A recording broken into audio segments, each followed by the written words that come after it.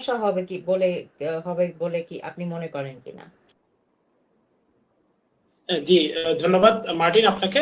দেখুন, মহান স্বাধীনতার মাস, এই মহান স্বাধীনতার মাসে স্বাধীনতার মহান স্থপতি জাতির পিতা বঙ্গবন্ধু শেখ মুজিবুর রহমান, আমাদের মহান মুক্তিযুদ্ধে শহীদ হওয়া ৩০ লক্ষ শহীদ, জাতির পিতার পরিবারের 15ই আগস্টে যারা শহীদ হয়েছেন, এবং আমাদের 2 লক্ষ মা বোন যারা সম্ভ্রম হারিয়েছেন, পাশাপাশি আমার প্রেরণার্থী ও প্রিয় সংগঠন বাংলাদেশের শিক্ষার্থীদের মাঝে সবচেয়ে প্রিয়তম ছাত্র সংগঠন বাংলাদেশ ছাত্রলীগের 17,000 নেতাকর্মী যারা শহীদ হয়েছে তাদের সকলের স্মৃতির প্রতি গভীর শ্রদ্ধা জানিয়ে, এবং এই 71 পরবর্তী সময় থেকে আজ অব্দি বাংলাদেশের মানুষের ভোট ভাতের অধিকার আদায়ের সংগ্রাম কিংবা স্বাধীনতার অধিকার আদায়ের সংগ্রামে বাংলাদেশ ছাত্রলীগের যত নেতাকর্মী নিজেদের বুকের তাজা রক্ত ঢেলে দিয়েছেন কিংবা আত্মাহুতি দিয়েছেন, নিজের জীবনকে উৎসর্গ করেছেন, তাদের সকলের স্মৃতির প্রতি শ্রদ্ধাঞ্জলি।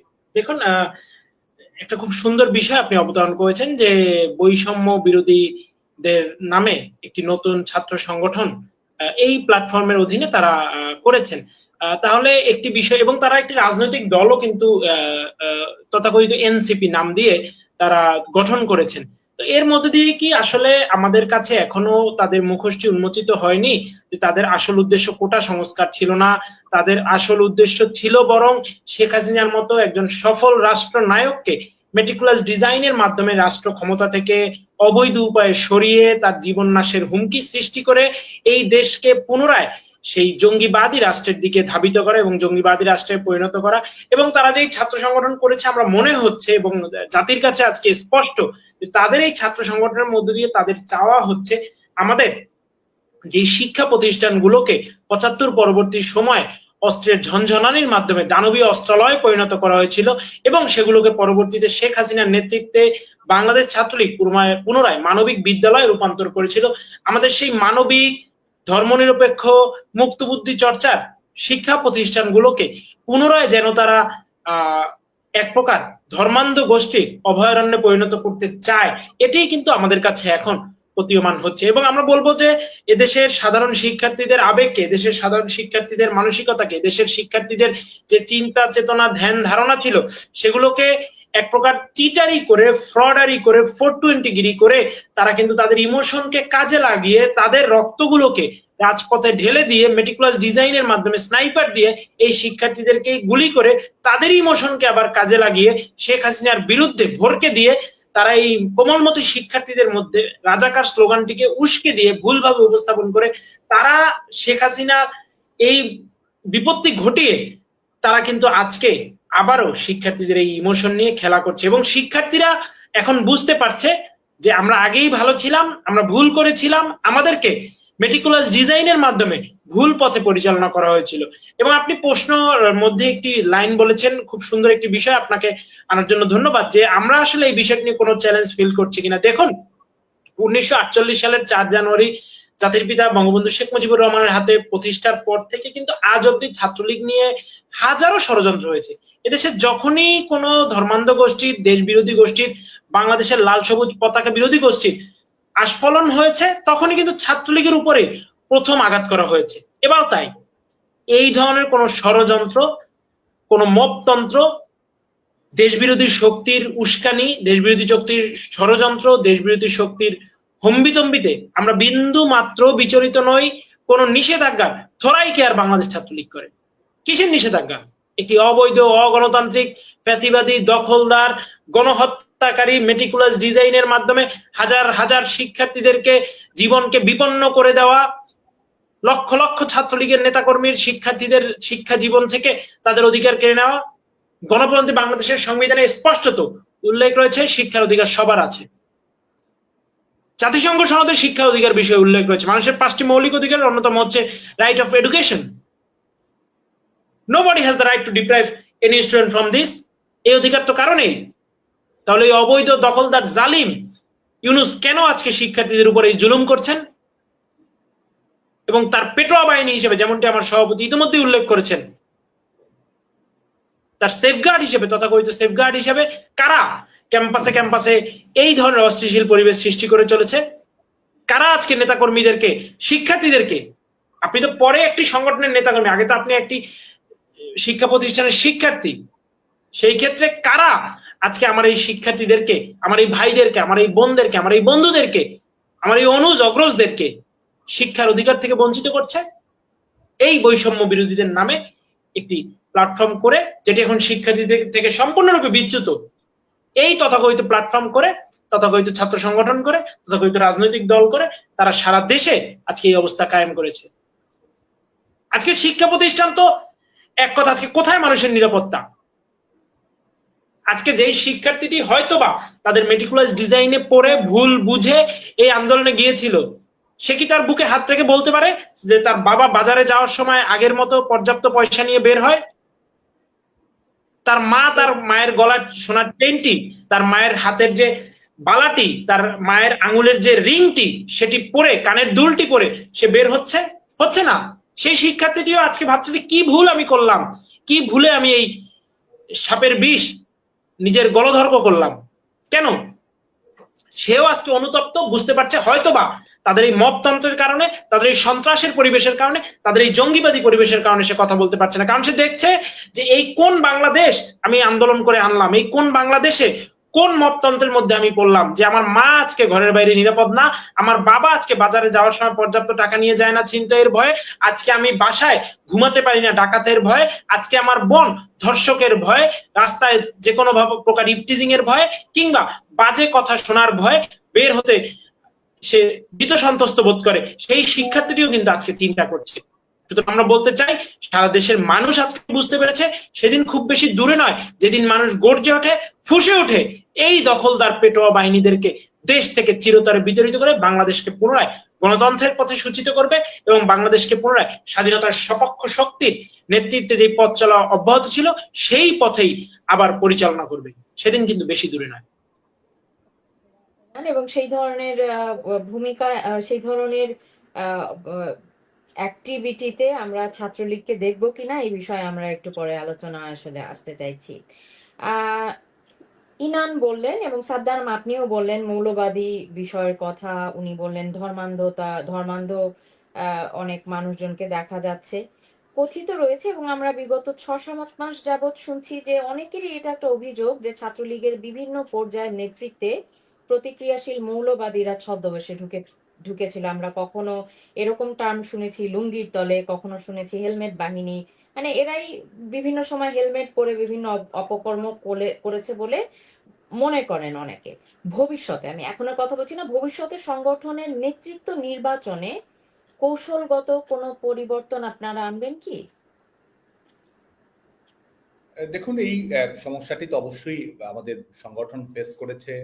এটির কিছু ক্রিয়া প্রতিক্রিয়া হয়েছে এবং কিছু খারাপ ফলাফলও হয়েছে, যেটি অস্বীকার করার কোনো সুযোগ নেই।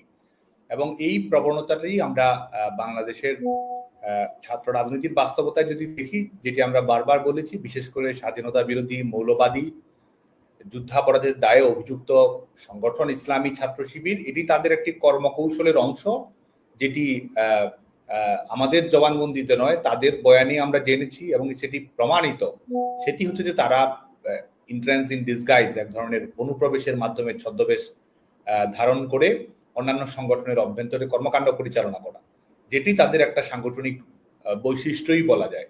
এবং এটির মাধ্যমে তারা কিন্তু সেটি প্রগতিশীল ছাত্র সংগঠনগুলো হোক, বাংলাদেশ ছাত্রলীগের ক্ষেত্রেও যেমন কিছু ব্যত্যয় ঘটেছে, একই সঙ্গে সামাজিক সাংস্কৃতিক সংগঠনগুলো, সাংবাদিক সমিতি, অপরাপর অন্যান্য সংগঠনগুলো, তারা কিন্তু এই প্রচেষ্টাটি অব্যাহত রেখেছে, যেখানে তারা পরিচয় কৌশলে সেটি গোপন রেখে, লুকিয়ে রেখে তারা এই সংগঠনগুলোর অভ্যন্তরে সামিল হয়েছে। এবং এটিও বলার সুযোগ আছে, যেটি বাংলাদেশ ছাত্রলীগ শুধুমাত্র নয়, অপরাপর সংগঠনও যেটি বক্তব্য দিচ্ছে, সেটি হচ্ছে কিন্তু তারা এই বিভিন্ন ধরনের কর্মকাণ্ডগুলো, যেটি ছাত্র সমাজের কাছে ভুল বার্তা দেয়, সে ধরনের কর্মকাণ্ডগুলোর সঙ্গে কিন্তু তাদের সম্পৃক্ততা ছিল এবং এটি তারা নিজেরাই তারা সেটি বলছে এবং এটি আজকে তারা বলার চেষ্টা করছে যেটি তাদের সাংগঠনিক টেকনিক ছিল। কিন্তু এটি বাংলাদেশের যে কোনো গণতান্ত্রিক মূল্যবোধে বিশ্বাসকারী মানুষ বা যারা একটি ইতিবাচক পজিটিভ কম্পিটিশনের সাংগঠনিক কর্মকাণ্ড দেখতে চায়, তাদের সবার কাছেই কিন্তু এটি প্রমাণিত যে এটি একমাত্র যারা অন্ধকারের শক্তির প্রতিনিধিত্ব করে, যাদের সেই আত্মবিশ্বাস নেই, যারা আত্মশক্তিতে বলিয়ান নয়, এবং যারা আমাদের যে অঙ্গীকারের ভিত্তিতে গোটা বাংলাদেশের ছাত্র সমাজই পরিচালিত হতে চায়, সেই দৃষ্টিভঙ্গি যারা ধারণ করে না তারাই এই কৌশলগুলোর আশ্রয় গ্রহণ করেছে। বাংলাদেশ ছাত্রলীগ, আপনি জানেন যে আমরা যেহেতু একটি ছাত্র সংগঠন এবং উন্মুক্ত ছাত্র সংগঠন, এবং সে কারণে আমাদের সকল শিক্ষার্থীর জন্য আমাদের সংগঠনটি উন্মুক্ত থাকে, এবং আমরা বিশেষ করে বাংলাদেশের বিদ্যমান বাস্তবতাকে বিবেচনায় রেখে সাংগঠনিকভাবেই আমরা এর আগে, আপনি জানেন যে বাংলাদেশের ছাত্র রাজনীতির একটি ধারার মধ্যে স্কুল ভিত্তিক ছাত্র রাজনীতির কর্মকাণ্ড, কিংবা যারা উচ্চ মাধ্যমিকে লেখাপড়া করছে তাদের মধ্যে ছাত্র রাজনীতির কর্মকাণ্ড, এটি কিন্তু আমরা বাংলাদেশ ছাত্রলীগের দিক থেকে আমরা যেটি উপলব্ধি করেছি যে ছাত্র রাজনীতি কারা করবে। ছাত্র রাজনীতি একজন যখন নাগরিক হবে, পর্যাপ্ত নিজের মত বিবেচনা মতো সিদ্ধান্ত নেওয়ার স্বাধীনতা সক্ষমতা যখন তৈরি হবে, তখনই তো সে একজন ছাত্র রাজনীতির সঙ্গে তার সম্পৃক্ততা হওয়া উচিত। কারণ স্কুলে কলেজের শিক্ষার্থীদের ছেলে মেয়েদেরকে যদি আপনি ছাত্র রাজনীতির মেইন স্ট্রিম ছাত্র রাজনীতির মাধ্যমে আপনি নিয়ে আসতে চান, তাহলে কিন্তু স্বাভাবিকভাবেই সেখানে স্বাভাবিক শিক্ষার পরিবেশ কিংবা ছেলে মেয়েদের যেভাবে সমাজ রাষ্ট্রের দিক থেকে বড় হওয়া উচিত সেটি কিন্তু বিঘ্ন হয়। তো আমরা দেখেছি যে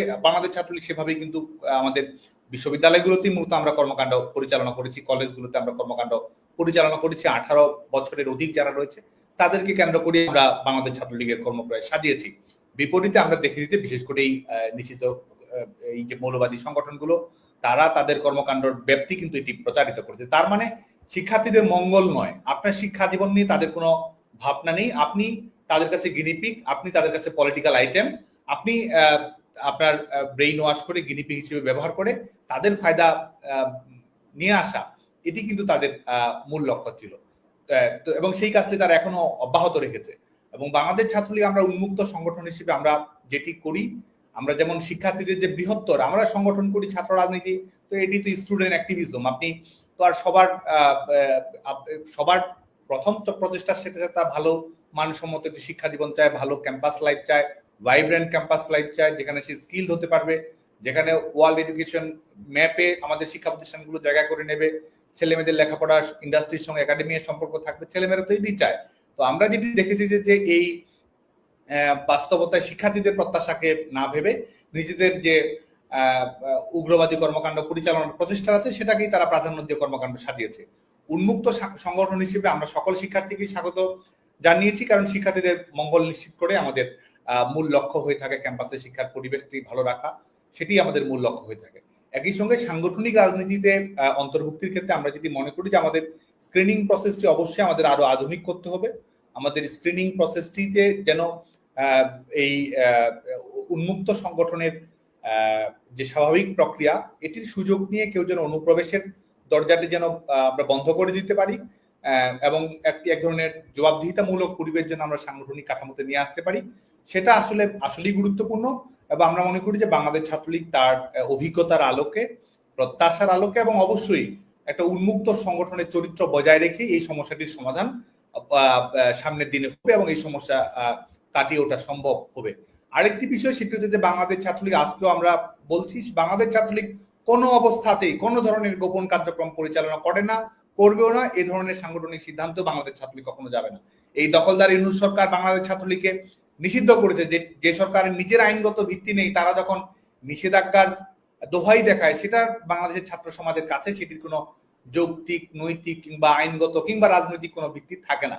আজকেও কিন্তু আপনি দেখেন যে দখলদার ইউনূস সরকার থানায় থানায় ছাত্রলীগের নেতাকর্মীদের তালিকা করার চেষ্টা করছে, শিক্ষা প্রতিষ্ঠানগুলো থেকে লেখা পরীক্ষা দিতে গেলে সেখান থেকে জেলে পাঠানো হচ্ছে, সার্টিফিকেট বাতিল করা হচ্ছে, বিভিন্ন মেয়াদে শাস্তির আওতায় নিয়ে এসেছে। আমরা বরং বলবো যে এটি সমসাময়িক পৃথিবীতে কোনো একক রাষ্ট্রে এতজন শিক্ষার্থী একই সঙ্গে সার্টিফিকেট বাতিল, মামলার শিকার, হামলার শিকার, একই সঙ্গে বিভিন্ন মেয়াদী শাস্তির শিকার, এটি পৃথিবীর কোনো দেশেই হয়নি। এমনকি যেসব দেশে যুদ্ধাবস্থা বিরাজ করছে, যেসব দেশে হয়তো সিভিল ওয়ার রয়েছে, যেসব দেশ এক ধরনের উগ্রবাদী কর্মকাণ্ডের চারণভূমিতে পরিণত হয়েছে, সেখানেও কিন্তু শিক্ষার অধিকারের এই যে কুক্ষিগত করা, সেটি আমরা কখনো দেখিনি। তো আমরা যেটি বলছি যে আমরা অভিজ্ঞতা থেকে অবশ্যই শিক্ষা গ্রহণ করব, আমাদের ভুল ত্রুটি থেকে আমরা একটা ইতিবাচক পদ আমরা গ্রহণ করার চেষ্টা করব, শিক্ষার্থীদের আরো আস্থা অর্জন করার চেষ্টা করব। শিক্ষার্থীদের আমাদের জায়গা থেকে যদি তারা মনে করে যে আমাদের এই লিমিটেশনটি রয়েছে, এখানে আমরা আরো অ্যাড্রেস ভালোভাবে করলে ভালো হতো, আমরা স্পষ্ট করে বলতে চাই যে বাংলাদেশের ছাত্রলীগের কাছে শিক্ষার্থীদের প্রত্যাশাকে আমরা অবশ্যই শ্রদ্ধা জানাই এবং সেটির আঙ্গিকে এবং সত্য ন্যায়ের পথটি অবলম্বন করে আদর্শিক ভিত্তিটি অটুট রেখে আমরা যে যে পরিবর্তিত বাস্তবতায় যেটি করা প্রয়োজন বাংলাদেশ ছাত্রলীগ সেটি অবশ্যই করবে। কিন্তু আমরা সুস্পষ্টভাবে বলতে চাই, আজকে যারা থানায় থানায় ছাত্রলীগের নেতাকর্মীদের তালিকা নেওয়ার চেষ্টা করছে, আমাদের বাংলাদেশ ছাত্রলীগের পক্ষ থেকে আমাদের সামাজিক যোগাযোগ মাধ্যমের ফেসবুকে আমাদের অফিসিয়াল পেজ থেকে আমরা আমাদের তালিকাটা উন্মুক্ত করে দেয়া আছে, সেটি তাদের তালিকা করার প্রয়োজন নেই। আমরা যে কোনো পরিস্থিতিতে, যে কোনো ক্রান্তিকালীন মুহূর্তে, যে কোনো বিপর্যয়কর বাস্তবতার মধ্যেও বাংলাদেশ ছাত্রলীগ প্রকাশ্যে কর্মকাণ্ড পরিচালনা করবে। বাংলাদেশ ছাত্রলীগের সবকিছু উন্মুক্ত থাকবে, যাতে করে শিক্ষার্থীদের কাছেও এই গোপনে রাজনীতি, প্রতারণার রাজনীতি, শিক্ষার্থীদেরকে বিভ্রান্ত করার রাজনীতি, অনুপ্রবেশের রাজনীতি বাংলাদেশের ছাত্র সমাজের কাছে বাংলাদেশ ছাত্রলীগ কখনোই করবে না। এবং আমরা যে আমাদের প্রকাশ্য শক্তি রয়েছে, আমাদের যে লড়াই করার শক্তি রয়েছে, আমাদের যে স্যাক্রিফাইস করার শক্তি রয়েছে, আমাদের যে সংগ্রাম করার শক্তি রয়েছে, আমাদের যে এগিয়ে যাওয়ার শক্তি রয়েছে, এটির উপর ভর করেই সাধারণ শিক্ষার্থীদের আয়নায় নিজেদেরকে দেখে ক্রমাগত ভাবে আরো পরিশুদ্ধ, আরো স্টুডেন্ট সেন্ট্রিক হয়ে বাংলাদেশ ছাত্রলীগের ঐতিহ্য অটুট রেখে আগামীতে বাংলাদেশ ছাত্রলীগ কর্মকাণ্ড পরিচালনা করবে। আমাদের স্ক্রিনিং প্রসেস আধুনিক হবে এবং বাংলাদেশ ছাত্রলীগ তাদের কর্মকাণ্ডে যে ধরনের গতিময়তা নিয়ে আসা প্রয়োজন, যে ধরনের আধুনিকতা নিয়ে আসা প্রয়োজন, যে ধরনের নবায়ন নিয়ে আসা প্রয়োজন, এবং বেশিরভাগ আজকে জানেন আপনি শিক্ষা প্রতিষ্ঠানগুলোতে 100 জনের মধ্যে আপনি যদি ধরেন 99 জন ছেলে মেয়ে যায়, তারা মানসম্মত লেখাপড়া করার জন্য যায়। স্টুডেন্ট অ্যাক্টিভিজম এটি আপনি ক্যাম্পাস লাইফের অবিচ্ছেদ্য অংশ হতেই পারে, অ্যাক্টিভিজমের অংশ হিসেবে, কিন্তু ছেলেমেয়েরা তো সেখানে যায় লেখাপড়া, একটা শিক্ষা প্রতিষ্ঠানের পরিবেশটি অটুট রাখার জন্য, বজায় রাখার জন্য। বাংলাদেশ ছাত্রলীগ সে কারণে শিক্ষার্থীদের সামনে সব সময় উন্মুক্ত থাকবে, সব সময় আলোকিত থাকবে এবং সব সময় শিক্ষার্থীদের প্রত্যাশা মাথায় রেখে সে অনুযায়ী নিজেকে সংযোজন বিয়োজন করেই বাংলাদেশ ছাত্রলীগ সামনে অগ্রগতি হবে। পারি মানে সেখানে কিছু ফিল্টারেশন থাকবে, কিছু প্রক্রিয়া থাকবে। নিশ্চয়ই আপনারা আসলে প্রত্যেকের অতীত হিস্ট্রি বা তাদের চেইন অফ রিলেশনশিপস গুলো আপনারা ঝালাই বাছাই করবেন, যেন পরবর্তীতে আমাদের কখনো এই লুঙ্গির তলে বা এই হেলমেট বাহিনী এইগুলো নিয়ে আসলে আর কথা শুনতে বা বলতে না হয়। ইনান, আপনি বাংলাদেশ ছাত্রলীগের ইতিহাস সম্পর্কে বলছিলেন। আমরাও জানি যে আসলে প্রতিষ্ঠার পর থেকে বাংলাদেশ ছাত্রলীগ সব সময় বিভিন্ন রকম সংকটে পড়েছে, এবং এটাও দেখেছি যে বাংলাদেশ যখন সংকটে, তখন আসলে ছাত্রলীগের বিশেষ বিশেষ রকমের ভূমিকা। আমরা ইতিহাস পড়লে জানি যে আসলে বাংলাদেশ জন্মের ভূমিকায় ছাত্রলীগের কত বড় একটি অবদান রয়েছে। আমরা প্রত্যেকবারই দেখেছি ছাত্রলীগ বারবার উঠে দাঁড়িয়েছি। কিন্তু এইবার এই যে 2024 সালের যে ঘটনা কিংবা এখন পর্যন্ত এইবারের সংকটটা বেশ ভিন্ন। মানে তো এই সংকট থেকে উত্তরণ কি মানে অনেক বেশি কঠিন হবে বলে মনে করেন? এবং আপনি একটু আগে যে আলোচনা আমরা করছিলাম, আমরা প্রত্যাশা করি যে জনশক্তি জেগে উঠছে, বা এই এখনের যে অনাচার হচ্ছে দেশে, ছাত্রলীগের ভূমিকা কি হতে পারে বলে আপনি মনে করেন? জি, ধন্যবাদ। দেখুন, ছাত্রলীগ যুগে যুগে কালে কালে যেই ধরনের অত্যাচার, নির্যাতন, জুলুম, বঞ্চনা, অমানবিক জালিমতার শিকার হয়ে সত্যের পক্ষে দাঁড়িয়েছে, ন্যায়ের পক্ষে দাঁড়িয়েছে, নীতির পক্ষে দাঁড়িয়েছে, বাংলাদেশকে রক্ষার জন্য দাঁড়িয়েছে, ধর্মনিরপেক্ষতার পক্ষে দাঁড়িয়েছে, গণতন্ত্রের পক্ষে দাঁড়িয়েছে, শিক্ষার্থীদের অধিকারের পক্ষে দাঁড়িয়েছে। এবারেও সেই ধারা অব্যাহত রয়েছে। ছাত্রলীগকে নিষিদ্ধ করুক, ছাত্রলীগের 15-20 হাজার নেতাকর্মী কারাগারে প্রেরণ করুক, কিংবা ছাত্রলীগের লক্ষ লক্ষ নেতাকর্মীর নামে মিথ্যা মামলা দিক, কিংবা ছাত্রলীগের কয়েক লক্ষ শিক্ষার্থীকে ক্লাস করতে না দিক, পরীক্ষা দিতে না দিক, ছাত্রলীগের অন্তত 2 থেকে 3 লক্ষ নেতাকর্মীর ঘর বাড়ি ভাঙুক, কিংবা তাদের পারিবারিক ব্যবসা প্রতিষ্ঠান ভেঙে দিক, প্রায় 50 হাজারের অধিক ছাত্রলীগ নেতাকর্মীকে হামলা করুক, অথবা কয়েকশো ছাত্রলীগ নেতাকর্মীকে হত্যা করুক, যত কিছুই তারা করুক না কেন, করেছে না কেন, কিছুতেই বাংলাদেশ ছাত্রলীগকে তারা দাবায় রাখতে পারবে না। তারা এই কারণেই ছাত্রলীগ নিয়ে ভীত, কথায় কথায় ছাত্রলীগ নিয়ে বক্তব্য দেয়, বিবৃতি দেয়, কারণ তারা জানে যে কারা তাদের এই অচলাবস্থা থেকে দেশকে মুক্ত করে, দেশকে শৃঙ্খল মুক্ত করে পুনরায় একটি স্বাধীন, অবাধ, সুষ্ঠু ধারার দেশে রূপান্তর করতে পারবে। তারা জানে সেটি ছাত্রলীগই করবে, এবং এই আশঙ্কা থেকে, এই আতঙ্ক থেকেই তাদের ছাত্রলীগ নিয়ে এত ভয়। আর যেই আলোচনাটি আপনি করছিলেন সেটি হচ্ছে দেখেন শিবিরের তথাকথিত অনুপ্রবেশ। আমরা বলতে চাই আমাদের কোনো ছেলেকে, বাংলাদেশ ছাত্রলীগের আদর্শে বিশ্বাসী কোনো ছেলেকে কোটি টাকা দিয়েও কেউ কি কোনো অন্য সংগঠন করাতে পারবে? যে তুমি গোপনীয় ভাবে তুমি ছদ্মবেশ ধারণ করে এই সংগঠনটি করো, আপনি কিছুতে পারবেন না। যেই ছেলে হৃদয়ের মণিকোঠা থেকে জয় বাংলার স্লোগান উচ্চারিত করে, জয় বঙ্গবন্ধুর স্লোগান উচ্চারিত করে, কিছুতেই আপনি সেই ছেলেকে দিয়ে কোনোভাবেই অন্য কোনো সংগঠনে গুপ্তভাবে অনুপ্রবেশ করে কিংবা ছদ্মবেশে লুকিয়ে রাখে কোনো সুযোগ নেই। কিছুতে আপনি পারবেন না আমাদের কোনো ছেলেকে বা কোনো মেয়েকে দিয়ে কাজ করাতে। কিন্তু তারা করেছে, কেন করতে পেরেছে? কারণ তাদের আসলে আদর্শিক ভিত্তি নেই। তারা সবসময় গোপন রাজনীতি বিশ্বাস করে, তারা সবসময় ছলা ছাতুরি কলা কৌশল করায় বিশ্বাস করে, এবং এই কারণেই তারা বারবার বাংলাদেশের ছাত্র সমাজ থেকে প্রত্যাখ্যাত হয়।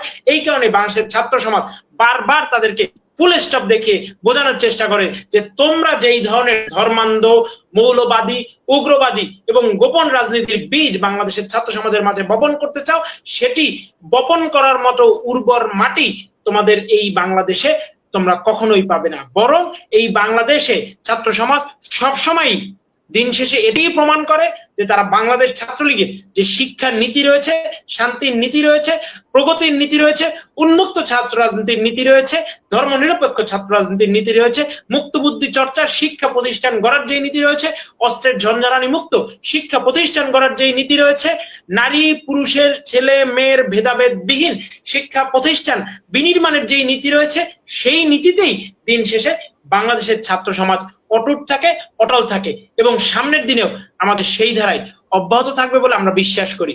এবং বাংলাদেশ ছাত্রলীগ অবশ্যই এই পরাধীনতার শৃঙ্খল থেকে, এই ভয়ের অবস্থা থেকে, এই ধর্ষকদের উৎপাত থেকে, এই মব সন্ত্রাসের রাজত্ব থেকে, এবং এই ডাকাতি, লুণ্ঠন, খুন, হত্যা, ধর্ষণ সবকিছু যে একটি অরাজক মাৎসন্যায় পরিস্থিতি, মগের মুল্লুকের অবস্থা, এই অবস্থা থেকে উত্তরণে নেতৃত্ব দিয়ে বাংলাদেশ ছাত্রলীগ পুনরায় এই বাংলাদেশে শান্তির সুবাতাস বইয়ে দিবে, এটি আমরা নিশ্চিতভাবেই বলতে পারি। কোনোভাবেই কোনো বাধা দিয়ে বাংলাদেশ ছাত্রলীগের নেতাকর্মীদের আটকে রাখা সম্ভব না। আজকে আপনারা দেখেছেন বাংলাদেশ ছাত্রলীগের যে জয় বাংলা দেয়াল লিখন কর্মসূচি, দেশের লক্ষ লক্ষ স্কয়ার মিটার দেয়ালে কিন্তু বাংলাদেশ ছাত্রলীগের নেতাকর্মীরা জয় বাংলা দেয়াল লিখন করেছে। বাংলাদেশ ছাত্রলীগ বাংলাদেশের মানুষের আশা আকাঙ্ক্ষার শেষ ঠিকানা, বাংলাদেশের বিদ্যানন্দিনী নেত্রী, যিনি দেশের শিক্ষা ব্যবস্থায় আমূল পরিবর্তন ঘটিয়েছেন, যিনি এদেশের শিক্ষার্থীদের জন্য 64 জেলায় 64টি পাবলিক বিশ্ববিদ্যালয় নির্মাণের মতো মেগা প্রকল্প হাতে নিয়েছিলেন এবং সেই মেগা প্রকল্প বাস্তবায়নের দ্বার প্রান্তে পৌঁছে গিয়েছিলেন, যিনি এই বাংলাদেশের মেডিকেল কলেজ শিক্ষার্থীদের জন্য, মেডিকেল কলেজ হেলথ সায়েন্স শিক্ষা ব্যবস্থার ডেভেলপমেন্টের জন্য যিনি 64 জেলায় 64টি মেডিকেল কলেজ নির্মাণের মহাপরিকল্পনা গ্রহণ করেছিলেন এবং তিনি সেই মহাপরিকল্পনা বাস্তবায়নের দোরগোড়ায় পৌঁছে গিয়েছিলেন, যিনি দেশে শিক্ষার্থীদের বেকার সমস্যা দূরীকরণের জন্য সকল উপজেলায় একটি কারিগরি স্কুল এন্ড কলেজ নির্মাণের প্রকল্প হাতে নিয়েছিলেন এবং সেটিও বাস্তবায়নের দোরগোড়ায় পৌঁছে গিয়েছিলেন। সেই মহিয়সী নেত্রী, বাংলাদেশের মানুষের সেভিয়র বলবো আমি, দুঃসময় বাংলাদেশের মানুষের ত্রাণকর্তা হিসেবে সবসময় যার আবির্ভাব, সেই বঙ্গবন্ধুর সুযোগ্য কন্যা দেশরত্ন শেখ হাসিনার নামে স্তুতি সূচক, শেখ হাসিনাকে প্রতি বাংলাদেশের মানুষের আস্থা সূচক যে শেখ হাসিনাতেই আস্থা, শেখ হাসিনা ফিরবে, বাংলাদেশ আসবে, এই ধরনের দেয়াল লিখন কর্মসূচি যখন আমরা দিয়েছি, তখন কিন্তু দেশের হাজার হাজার লক্ষ লক্ষ স্কয়ার মিটার দেয়ালে বাংলাদেশের ছাত্রলীগের নেতাকর্মীরা কিন্তু সেই দেয়াল লিখন দিয়ে চেয়ে দিয়েছে শেখ হাসিনাতেই আস্থা, শেখ হাসিনা ফিরবে, বাংলাদেশ আসবে, শেখ হাসিনার জন্য বাংলাদেশ ধন্য, এই ধরনের নানান দেয়াল লিখন কিন্তু তারা সম্পন্ন করেছে। এবং এই স্বাধীনতার মার্চ মাস, এই মাসে বাংলাদেশ ছাত্রলীগের নেতাকর্মীরা সবাই যার যার থেকে জায়গা থেকে যে কোনো মূল্যে অবশ্যই আমাদের দলীয় কর্মসূচিগুলো, আমাদের সাংগঠনিক কর্মসূচিগুলো, দেশ রক্ষার কর্মসূচিগুলোকে সফল করবে বলে আমরা বিশ্বাস করি। ধন্যবাদ আপনাকে ইনান। আমি দেখছি যে আসলে আপনাদের জনপ্রিয়তার কথা যদি আমি বলি, আমরা এই মুহূর্তে আমাদের শুধু ফেসবুক ওয়ালে প্রায় 31,000 মানুষ আপনাদেরকে দেখছেন, আমি ইউটিউবের কথাও বললাম না। তো আসলে নিষিদ্ধ করবার হয়তো চেষ্টা করেছে অবৈধ সরকার ইউনূস আপনাদেরকে, কিন্তু আমি দেখতে পাচ্ছি যে আপনাদের সঙ্গে আপনাদের ফলোয়ার এবং আপনাদের সঙ্গে বহু মানুষ আসলে রয়েছে, এটা ভালো লাগা। আম, কারণ ছাত্রলীগ একটি বিশাল নাম। আমি যেটা বলছিলাম একটু আগেই যে আমি আসলে নার্ভাস ছিলাম, আওয়ামী লীগের চেয়েও জন্মের ইতিহাসের জায়গায় আসলে ছাত্রলীগ এগিয়ে। সাদ্দাম 5ই আগস্টের পর ছাত্রলীগকে নিষিদ্ধ ঘোষণা করেছে অন্তর্বর্তীকালীন অবৈধ ইউনূস সরকার। সারা দেশে হাজার হাজার নেতা কর্মীকে বিভিন্ন মামলায় গ্রেফতার করা হয়েছে, অনেক নেতা কর্মীকে হত্যা করা হয়েছে। এই বৈরী পরিস্থিতিতে মামলা হামলায় জর্জরিত সংগঠনের নেতা কর্মীদের প্রতি কেন্দ্রীয় নেতৃত্বের জায়গা থেকে আপনার কি কোনো বার্তা রয়েছে, বা আপনি কি তাদের উদ্দেশ্যে কিছু বলতে চান কিনা আমাদের প্ল্যাটফর্মের মাধ্যমে? গোটা দেশব্যাপী বাংলাদেশ ছাত্রলীগের নেতাকর্মীরাই ঘুরে দিয়েছে। সত্যি কথা যদি বলি, বাংলাদেশ ছাত্রলীগের নেতাকর্মীরা কারো নির্দেশনার অপেক্ষায় থাকেনি। 5ই আগস্টের ষড়যন্ত্রের প্রেক্ষাপট মঞ্চস্থ হওয়ার পর থেকেই ছাত্রলীগের নেতাকর্মীরা ঘুরে দাঁড়িয়েছে। তাদের জীবনের উপরে আঘাত এসেছে, বাংলাদেশ ছাত্রলীগের কর্মীরা তারপরও জুলুম মোকাবেলা করে মিছিল করেছে, দেয়ালে দেয়ালে জয় বাংলা লিখে দিয়েছে এবং এই যে বিপর্যয়কর একটি বাস্তবতার মধ্য দিয়ে বাংলাদেশ অতিবাহিত করছে, এই পরিস্থিতির মধ্যেও ছাত্রলীগের নেতাকর্মীরা যে সাহসিকতার পরিচয় দিচ্ছে, যে ধরনের প্রজ্ঞার পরিচয় দিচ্ছে, যে ধরনের বিবেচনাবোধের পরিচয় দিচ্ছে, এটি সত্যিকার অর্থেই আমাদের জন্য আনন্দের অনুপ্রেরণার। এবং গোটা দেশব্যাপী বাংলাদেশ ছাত্রলীগের কর্মীদের অবস্থাটা যদি আপনি দেখেন,